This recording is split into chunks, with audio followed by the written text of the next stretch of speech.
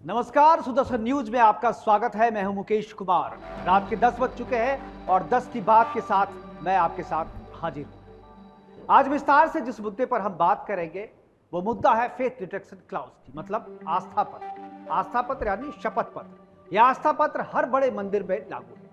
इस क्लाउज के तहत सनातन परंपरा से इतर यदि कोई व्यक्ति मंदिर में भगवान के दर्शन करना चाहता है तो उसे इस आस्था पत्र पर हस्ताक्षर कर मंदिर और भगवान में आस्था व्यक्त करना होता है। तिरुमला तिरुपति बालाजी मंदिर में जाने वाले सारे विदेशी मेहमान या दूसरी पूजा पद्धति में विश्वास रखने वाले लोग इस शपथ पत्र पर हस्ताक्षर करते हैं, लेकिन आंध्र प्रदेश के मुख्यमंत्री जगन मोहन रेड्डी ने इस पर हस्ताक्षर नहीं किए। 28 सितंबर को वो फिर से बालाजी के दर्शन के लिए जा रहे हैं और मंदिर प्रबंधन बिना आस्था पत्र पर हस्ताक्षर किए उन्हें मंदिर प्रवेश की अनुमति देने से मना कर रहा है। विस्तार से हम बताएंगे कि जगन रेड्डी ने क्यों आस्था पत्र पर हस्ताक्षर नहीं किए हैं। विस्तार के बाद आपको बताएंगे कि वायरल वीडियो क्या है और फिर कल की प्रमुख हेडलाइन और अंत में गुड न्यूज के साथ प्रोग्राम का समापन। तो करते हैं शुरुआत 10 की बात की विस्तार के साथ। वाईएसआर कांग्रेस पार्टी चीफ और आंध्र प्रदेश के पूर्व सीएम जगन मोहन रेड्डी 28 सितंबर को भगवान बालाजी के दर्शन करने के लिए जा रहे हैं, ऐसा उन्होंने घोषणा किया। तिरुपति प्रशासन ने एनिमल फैट मिलाए जाने के आरोप के बीच में जगन मोहन रेड्डी ने विशेष अनुष्ठान करने का ऐलान किया था। जगन के इस ऐलान के बाद से टीडीपी ने कहा था कि उन्हें एंट्री तभी मिलेगी जब वो मंदिर के उस आस्था पत्र पर साइन करेंगे जिसमें लिखा हो कि उन्हें भगवान बालाजी पर विश्वास है। पार्टी का आरोप है कि इतने साल से वो साइन किए बिना ही मंदिर में जा रहे हैं और दर्शन भी कर रहे हैं। बता दें कि हिंदुओं के अलावा दूसरे धर्म के लोगों को भगवान बालाजी के दर्शन यदि करना वो चाहते हैं तो उनके लिए तिरुपति मंदिर में घोषणा पत्र है, जिसे आस्था पत्र भी कहते हैं, उसे साइन करने की एक प्रथा है। उसे साइन किए बिना आप दर्शन नहीं कर सकते। एपी राजस्व बंदोबस्ती 1 के तहत गैर हिंदुओं को दर्शन से पहले बैकुंठ धाम परिसर में घोषणा करनी होती है। पूर्व सीएम जगन मोहन रेड्डी ईसाई होने की आशंका को इस बात से और तब बल मिल जाता है जब वो इस शपथ पत्र को साइन किए बिना मंदिर में दर्शन करते हैं। ईसाई धर्म के प्रति उनका प्रेम जग जाहिर है। बिना घोषणा पत्र पर साइन किए पूर्व सीएम ने 1-2 बार नहीं बल्कि कई बार मंदिर में प्रवेश किया है। बता दें कि मई 2012 में जगन जब कडप्पा से सांसद और वाईएसआर कांग्रेस के अध्यक्ष थे, उनके साथ कई कार्यकर्ता मंदिर पहुंचे थे और किसी ने भी घोषणा पत्र पर साइन नहीं किया था। उसके बाद सितंबर 2019 में मुख्यमंत्री बनने के बाद भी जगन मोहन रेड्डी जो है वो तिरुपति मंदिर गए थे और इस दौरान उन्होंने भगवान वेंकटेश्वर और को पट्टू वस्त्रम जो है वो जो कि परंपरा है वहां पर भेंट किया था।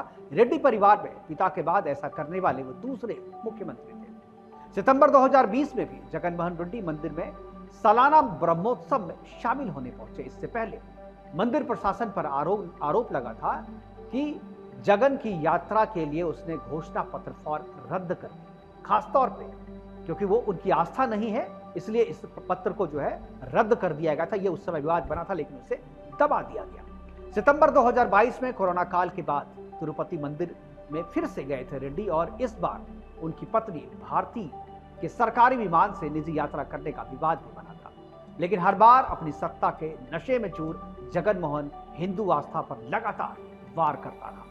आपको बता दें कि इस मंदिर में सोनिया गांधी और एपीजे अब्दुल कलाम दर्शन कर चुके हैं, लेकिन दर्शन से पहले इन दोनों ने भी उस आस्था पत्र पर साइन किया था।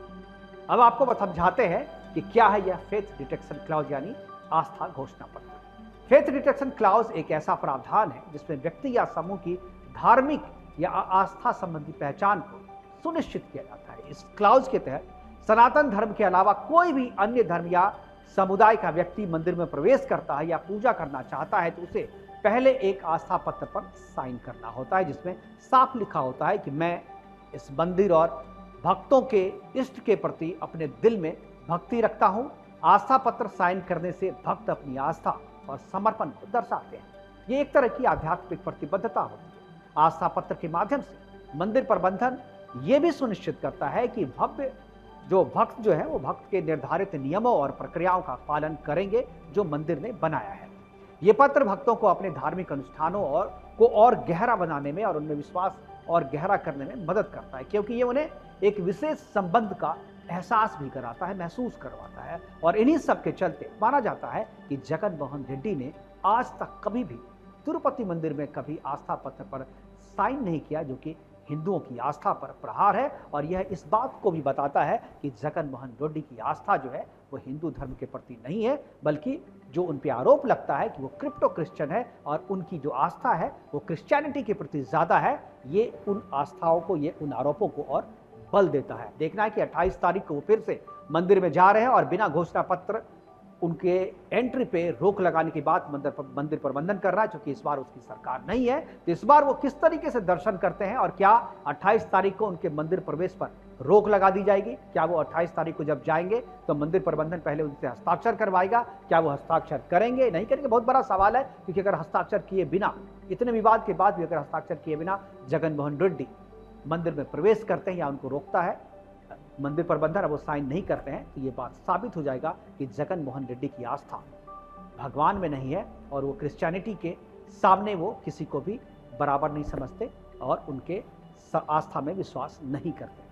फिलहाल विस्तार से मैं इतना ही इस मंदिर, चूँकि जब से ये मंदिर में प्रसाद, मंदिर के प्रसाद में एनिमल फैट और फिश ऑयल के मिलाने की बात आई है, उसके बाद से विवाद चल रहा है। लोग कह रहे हैं कि यह पॉलिटिकल है। खासतौर पर जगन मोहन रेड्डी ने आरोप लगाया कि यह जो पूरा मसला है यह पॉलिटिकल है और इसी बात को साबित करने के लिए उन्होंने कहा कि मैं वहां जाकर के पूजा करूंगा। और बीजेपी का कहना यह है कि अगर वो घुटने के बल भी चल के मंदिर में आएंगे तो भी इस पाप से उन्हें मुक्ति नहीं मिलेगी। कुल मिलाकर के ये मामला जो है 28 तारीख को और भी गर्म होने वाला है और भी एक दूसरे पे आरोप प्रत्यारोप होंगे। लेकिन इस बीच में यह जो आस्था की बात है, आस्था पत्र पर साइन करने की बात है, इस पर लेकर के जगन मोहन रेड्डी क्या कहेंगे, इससे बहुत सारी चीज़ें साफ होंगी। और जो आरोप उन पे लगते हैं कि वो ईसाई धर्म के हैं, वो क्रिप्टो क्रिश्चियन है, इससे किस तरीके से बचा जाएगा। अगर साइन वो कर देते हैं तो शायद यह जो आरोप है ये आरोप उन पर लगना बंद हो जाए। इसलिए जगन मोहन रेड्डी करते क्या है ये उनके ऊपर निर्भर करता है, क्योंकि उनकी आगे की पॉलिटिक्स जो है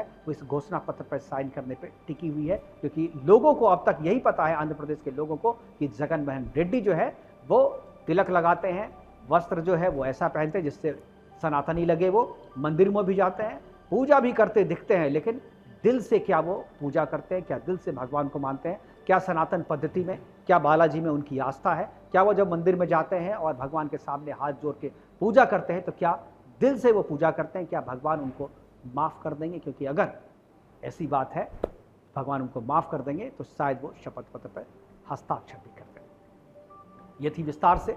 विस्तार के बाद आपको बताता है कि सोशल मीडिया पर आजकल वायरल क्या हो रहा है। एक वीडियो जो हमारे पास आया है, हालांकि ये वीडियो आपके पास ही पहुंचा होगा, लेकिन मैंने सोचा आपसे शेयर करूं। ये वीडियो काफ़ी वायरल हो रहा है, जिसमें देखा जा सकता है कि एक शख्स आलूओं को धो रहा है और यह शख्स कचौरी समोसे की दुकान का कारीगर है, जो एक बड़े बर्तन में चप्पल पहनकर आलूओं को धो रहा है, आलूओं में लगी मिट्टियों को निकाल रहा है। वीडियो में आप देख सकते हैं कि कैसे ये शख्स चप्पल से रगड़ रगड़ कर आलू की मिट्टी को निकाल रहा है। शख्स के इस घिनौने काम को देखकर कई लोगों ने बाहर खाने से हाय तौबा कर लिया। आप और हम जब भी कहीं बाहर जाते हैं तो लगता है कि टेस्टी खाना है, लेकिन उसमें इसकी शुद्धता कितनी है, स्वच्छता का कितना ध्यान रखा गया है। जब इसे बनाया जा रहा था तो उसमें स्वच्छता का कितना ध्यान रखा गया था, हाइजीन इसमें कितना मेंटेन किया गया है।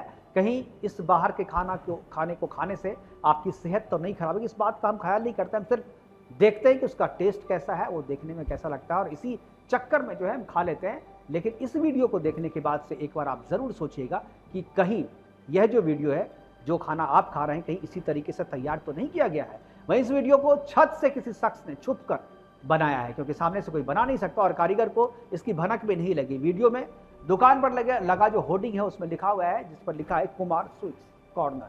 मीडिया रिपोर्ट्स की अगर बात करें तो उसमें कहा गया है कि दुकान जो है ये गाजियाबाद का है और वीडियो इतना घिनौना है कि कोई भी शख्स बाहर जाकर खाने की छोड़ने को मजबूर हो जाएगा।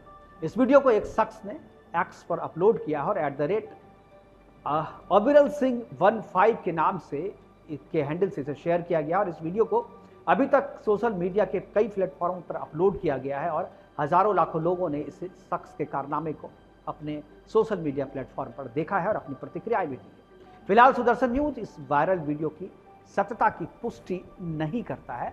ये वायरल हो रहा है इसलिए हम आपको दिखा रहे हैं, लेकिन एक बात तो जरूर सच है कि जिस तरीके से तैयार किया जा रहा है समोसा और कचौरी बाकी दुकानों में, क्योंकि इस तरीके की वीडियो और भी हमारे पास बहुत आए हैं, आपके सामने भी आएंगे। इसलिए जब भी कहीं बाहर आप खाने के लिए जाते हैं तो इस बात को ज़रूर तस्दीक कर लें, इस बात का ध्यान ज़रूर रखें कि वहाँ पर जो खाना तैयार किया जाता है वहाँ हाइजीन को कितना मेंटेन किया जाता है। बिना इसकी तस्दीक किए, बिना इसकी तफदीस किए आप जो है खाना वहाँ पर नहीं खाएं।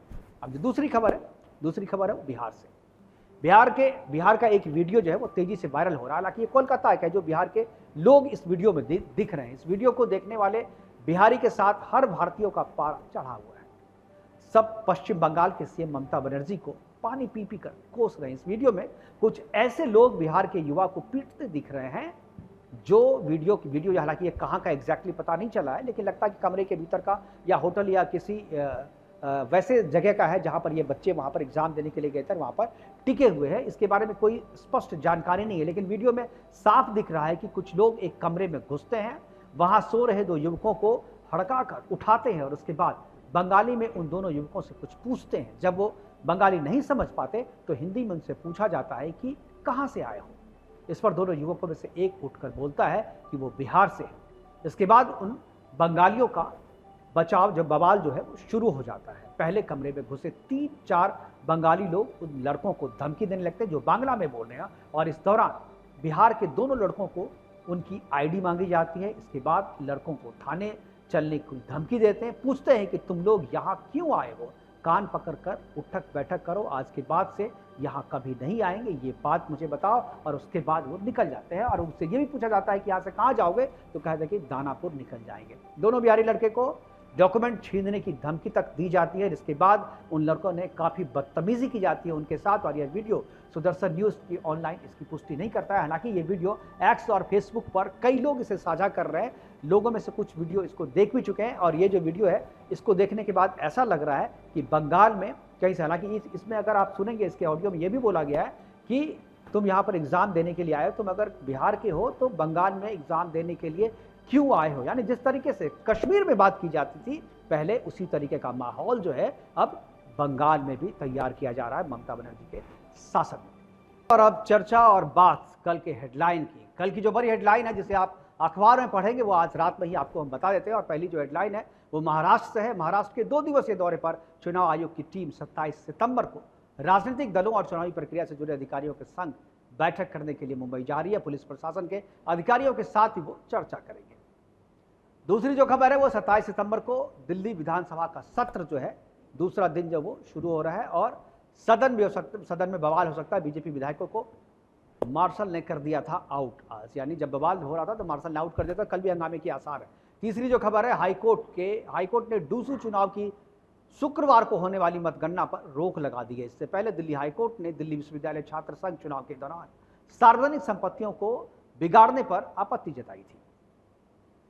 चौथी खबर शिमला से। शिमला में 27 सितंबर को वामपंथी का सद्भावना मार्च, कांग्रेस और आप इसमें शामिल हो रहे हैं। 28 सितंबर को हिंदू संगठन करेंगे प्रदर्शन, यानी एक तरफ वामपंथियों का, दूसरी तरफ हिंदू संगठनों का। पांचवी खबर है केजरीवाल से संबंधित। शुक्रवार को केजरीवाल और आतिशी की याचिका पर सुप्रीम कोर्ट में सुनवाई होगी। मानहानि मामले में दिल्ली हाईकोर्ट के फैसले को दी गई थी चुनौती आम आदमी पार्टी की तरफ से।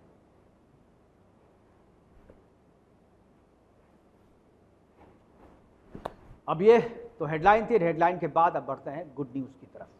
गुड न्यूज़ जो आज है वो कैलाश पर्वत की तरफ से, यानी जो महादेव के दर्शन करना चाहते थे उनके लिए गुड न्यूज़ है। और ये है आदि कैलाश पर्वत के दर्शन करने की इच्छा रखने वालों के लिए एक अच्छी खबर है। जी हाँ, अब यदि आप कैलाश पर्वत के दर्शन करने के लिए खड़ी पहाड़ी और कठिन रास्तों से होकर नहीं गुजरना चाहते हैं तो आपके लिए एक सुविधा सरकार ने दी है, और वो सुविधा है पर्यटन विभाग की तरफ से। आप MI-17 हेलीकॉप्टर की मदद से श्रद्धालुओं को अब जो वहाँ कैलाश पर्वत के दर्शन करवाने का प्रावधान किया गया है। हवाई सेवा शुरू की जा रही है। इस सेवा के शुरू हो जाने से यात्रियों को काफ़ी समय बचेगा, और अभी तक आदि कैलाश के दर्शन के लिए श्रद्धालुओं को कठिन रास्तों को पार करके वहाँ पहुँचना पड़ता था, जिसमें समय के साथ साथ खतरा भी होता था। लेकिन MI-17 हेलीकॉप्टर की मदद से आदि कैलाश की यात्रा काफ़ी सुगम हो जाएगी। प्रधानमंत्री मोदी के आदि कैलाश दौरे के बाद से ही यह फैसला हुआ है। आदि कैलाश पर्वत जाने वाले यानी उनके दर्शन करने वालों की संख्या में तेजी से बढ़ोतरी देखी गई है।